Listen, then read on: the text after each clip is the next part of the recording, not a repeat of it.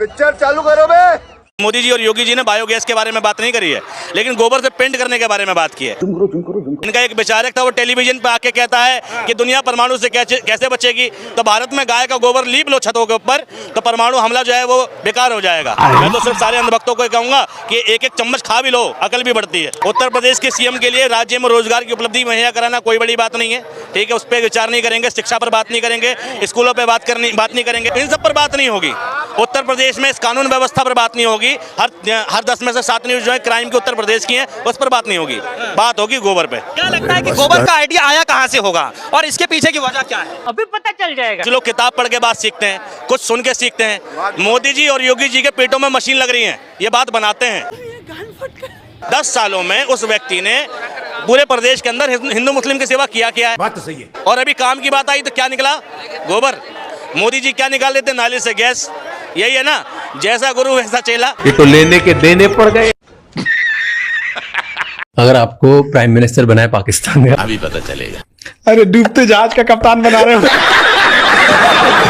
वो करो, defence minister कह रहा था पाकिस्तान का कि हम भारत के ऊपर टैक्टिकल परमाणु बम मारेंगे और मुसलमानों को बचा के। अच्छा, मतलब परमाणु बम ये पता चलेगा वो मुस्लिम तो नहीं फटेंगे हम।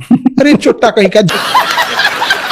अगर टेक्टिकल परमाणु बम मारेंगे, टेक्टिकल बम उसे बोलते हैं जो ज्यादा दूर नहीं जाता है, पास के लिए होता है। बात तो सही है। तो मतलब अब तुम अपने देश में बैठ के टेक्टिकल परमाणु बम मारोगे तो देश में, तुम्हारे ही देश में फटेगा। मारो मुझे, मारो मारो मुझे मारो। तो या तो उसको टेक्टिकल का पता नहीं है, या तो उसका परमाणु बम भी टेक्टिकल ही है। जब हम इस देश में जिसके साथ जिए हैं, जिसके साथ हम ईद मनाए हैं, जिसके साथ हमने होली खेली है, जिसके यहाँ दिवाली में जाके मिठाई खिलाए, जिए हैं उसके साथ, तो मरेंगे भी उसी के साथ। तुम्हारे मेहरबानी से नहीं रहे बम। रही बात बम, तो तुम अपने यहाँ बचा लो। एकदम इन्होंने वक्त बदल दिया, जज्बात बदल दिए, जिंदगी बदल दी। अरे ऑपरेशन सिंदूर सेना वाले मारी नहीं पाकिस्तान का। अच्छा मारी नहीं? हाँ बच्चा हम सुने ना, बहुत मारी नहीं। हाय राम, 9 जगह तबाह कह रही। ओ बच्चा हमारे वाला कीन पूत। हाँ जब तक तोड़ेगा नहीं तब तक छोड़ेंगे। ये चुटकी सिंदूर के बदला पूरा सिंदूर ले लिया।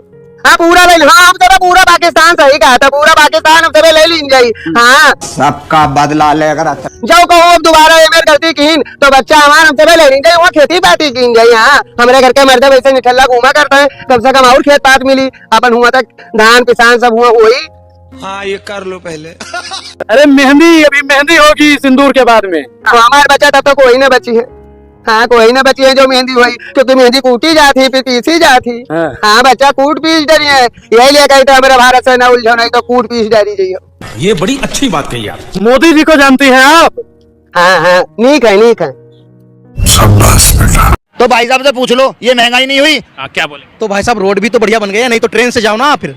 हाँ बेटा, लगता है तुम गू खा के ही मानोगे। तो हम जो रोड टैक्स देते हैं गाड़ी के साथ, ऐसी तैसी कराने को दे रहे हैं और गवर्नमेंट को बकचोदी करने को लाए हैं। मुझे क्रेडिट नहीं चाहिए कि बस आओ कपड़े बदलो और फोटो खिंचवाओ। तू समझा? हाँ मेरी बात सुनो, मोदी जी को जो टैक्स दे रहे हैं वो बीच पे जाके फोटो खिंचवाने को नो, और ऐसे चलने को पैसे दे रहे हैं हम नहीं। टैक्स तो दे रहे हैं। अपने कच्चे पे भी टैक्स देता हूँ, अपने बलियान पे भी देता हूँ, टॉफी खाता हूँ उस पे भी टैक्स देता हूँ, लेटरिन की सीट पे भी टैक्स देता हूँ। फिर तुम्हारा नेता ये क्यों कहता था महंगाई की मार, बस अब की बार तुम्हारे नेता ने कहा। फिर तुम्हारी एक नेता है स्मृति सिलेंडर। गजब बेइज्जती है। वारिस पठान जी के लिए लेना चाहूंगी। अगर क्यों? क्योंकि वारिस पठान की पार्टी का जो रुख पूरे मामले में रहा है, चाहे खुद असदुद्दीन ओवैसी ने भारत जिंदाबाद के नारे जिस तरह से लगाकर एक अलग तरह का जोश भरने की कोशिश की, वारिस पठान जी का भी बहुत सारा वीडियो वायरल हो रहा है जिसमें वो भारत जिंदाबाद के नारे लगाते हुए दिखाई दे रहे हैं, और यही एकजुटता की जरूरत भी थी वारिस पठान जी। तो रुको जरा, यहाँ पे एक ही चीज मैं कहूंगा चित्रा जी की, एक बहुत बड़ी जवाबदारी बनती है मीडिया की भी। हम लोग रात को मीडिया के ऊपर बैठ के देख रहे थे, हमारा तो सोर्स यही है, हमको तो जो जानकारी मिल रही है मीडिया के जरिए, टीवी चैनल्स के जरिए मिल रही है। लेकिन मीडिया ने जो कुछ दिखा रहा था, अगर यहाँ पे अटैक कर दिया, इसको कब्जा कर लिया, वीडियो गेम जो बच्चे खेलते हैं उसकी आप फिल्म दिखाते जा रहे हो, कहां टर्की का वीडियो डाल रहे हो, कहीं फिलिस्तीन का वीडियो डाला जा रहा है। तो ये सारी चीजों से चित्रा जी आपकी भी और आपके तमाम चैनल वाले जो पत्रकार है उनकी जिम्मेदारी जवाबदारी बनती है कि इस तरह का फेक नैरेटिव और फेक वीडियो चलाने से बचे। बात तो सही है। 140 करोड़ की जनता एक साथ खड़ी है सरकार के साथ, हमारे जवानों के साथ, मगर जो भी आप न्यूज दिखाओ कम से कम परफेक्ट दिखाइए। मोदी साहब ने धारा 370 समाप्त करके बोल एक भारत श्रेष्ठ भारत के संकल्प को पूरा किया। देश का तिरंगा झंडा शान से लगाया है। राष्ट्र हित में लिया गया निर्णय है। अभी पता चलेगा। तुम्हारी सफ में ये सब डर कर आए हैं, ये तुम्हें क्या जिंदा रखेंगे? अपने जमीर से मर कर आए हैं।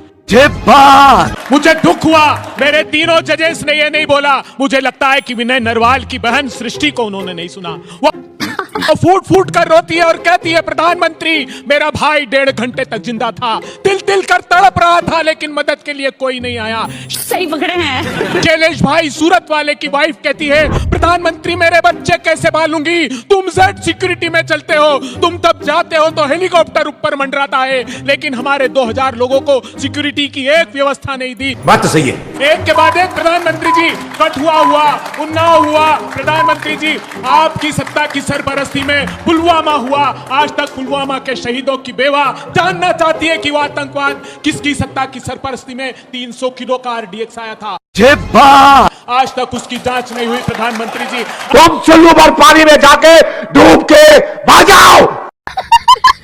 ये वही फवाद चौधरी है जिसने पाकिस्तान की नेशनल असेंबली में खड़े होकर कहा क्या कि हमने पुलवामा तक घुस के मारा था। अच्छा, अगर मंत्री फ्लोर ऑफ द हाउस पे बोल रहा है तो सरकार का बयान है, तो सुप्रिया जी को मुझे लगता है अब इसमें कोई किंतु परंतु नहीं रखना चाहिए कि RDX आया कहां से था। अरे रुको जरा, सब्र करो। मुझे भी पता है 300 किलो RDX कहाँ से आया था। अभी मजा आएगा ना भिड़ो। क्या किया हमने जो 300 किलो RDX लाकर हमारे 40 जाबाजों की शहादत कर गए? क्या किया हमने उन लोगों को जहां पर 20 जाबाजों की शहादत गलवान में हुई थी? हमने तो चीन से व्यापार बढ़ा लिया, $100 बिलियन का ट्रेड डेफिसिट कर लिया। शर्म करो शर्म। आंख में धूल झोंकने के लिए हमने ट्रेड कुछ एप्स बैन करिए। बताइए मुझे क्या किया आपने? गजब बेइज्जती है। चलो भाई देखो अब मैं क्या करता हूँ। असल राष्ट्रवादी को ये फर्जी लोग राष्ट्रद्रोही कह रहे हैं और देश देख रहा है। राजकुमार भाई। संदीप जी, असल में जितनी डिबेट अब तक हुई है आपकी सवाल तो कईयों ने उठाया, लेकिन जवाब उसका नहीं आया। सबसे महत्वपूर्ण ये है कि इन लोगों को संरक्षण किसका मिला हुआ है, ये किसके संरक्षण में इस तरह का करते हैं, इनके खिलाफ इसीलिए कार्रवाई नहीं होती। मैं दावे के साथ कह रहा हूँ, इसमें कहीं पुलिस के पास या कहीं कोई वो कहते हैं ना patriotism nationalism is the last refuse of scoundrels. Raw के पास जाने की जरूरत नहीं है। आप ये जो अकाउंट है जिनसे ये जो टिटपुंजी होते हैं ना वो चोगा उड़ते हैं, सबसे गंदी बातें लिखी गई हैं, इन्हें खंगालना आप। ये सारे वही एक पार्टी से जुड़े मिलेंगे, भारतीय जनता पार्टी से।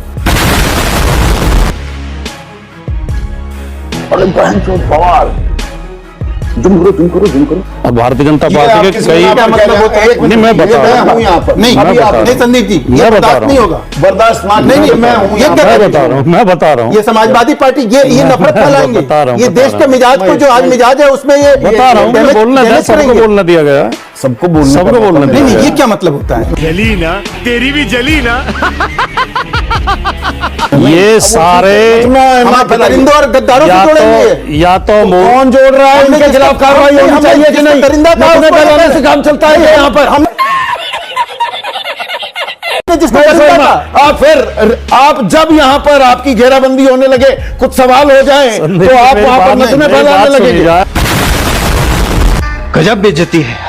भारत माता को टाइम देने वाले लोग देंगे कि नहीं? हमें दरिंदा बता रहे हैं। सिर्फ राजकुमार भाटी को देखिए, हम गोलमोल बातें करते रहे हैं और सच कहने के दिखावा करते रहे हैं और सच ना कहें तो उससे समस्या होनी नहीं है। मैंने सच बोला, इन्हें इतना कड़वा लगा, सच इतना ही कड़वा होता है। मैं बहुत जिम्मेदारी के साथ और बहुत महत्वपूर्ण बात कह रहा हूँ और सारी जिम्मेदारी ले रहा हूँ जो अपने कहे हुए शब्द हैं। आप इनके अकाउंट खंगालिए, किसी में मोदी जी का फोटो मिलेगा, किसी में योगी जी का मिलेगा, किसी में राष्ट्र प्रथम, किसी में धर्म प्रथम, हिंदुत्व के रक्षक, सारे उसी विचारधारा से जुड़े हुए हैं 90% लोग।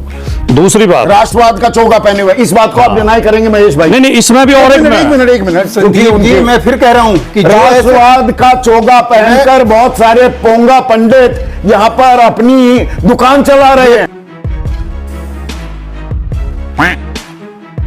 अरे बाप रे, ये तो धोती खोल रहा है। मैं सिर्फ राजकुमार बाटी बहुत महत्वपूर्ण बात कहना चाह रहा हूँ। हाँ। देखिए, जिन लोगों के अंदर धर्म का कोई लक्षण नहीं है, उन्होंने तो धर्म का ठेका ले रखा है, धर्म बचाने का। और जिनके अंदर देशभक्ति का कोई लक्षण नहीं है, उन्होंने राष्ट्रवाद का ठेका ले रखा है। धर्म का पहला लक्षण है प्रेम, दया, सद्भाव। जिनमें नफरत भरी हुई है, कूट कूट के हिंसा भरी हुई है, वो तो आजकल धर्म का झंडा उठाए घूम रहे हैं। और देशभक्ति के लक्षण है समता, समानता, भाईचारा, नागरिकों में भाईचारा हो।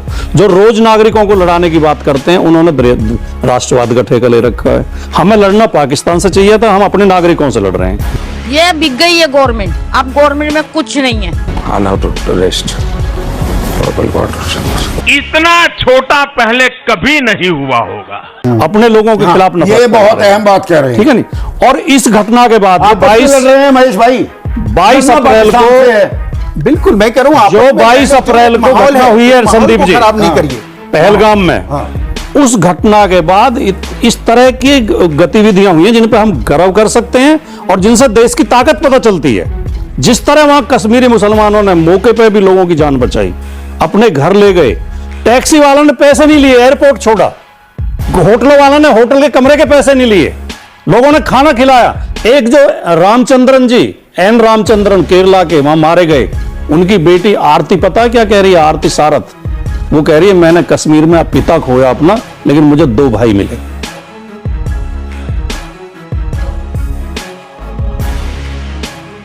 समीर और नजाकत नाम, समीर और दूसरा मुसाफिर नाम के लड़के, उन्हें अपने घर ले गए लड़की को, और उसने कहा मेरे साथ छोटी बहन जैसा व्यवहार उन्होंने किया।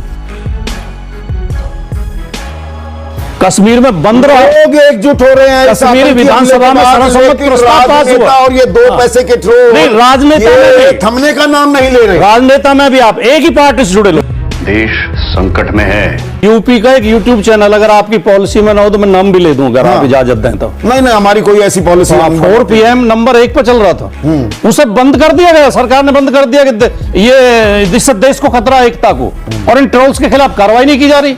खत्म।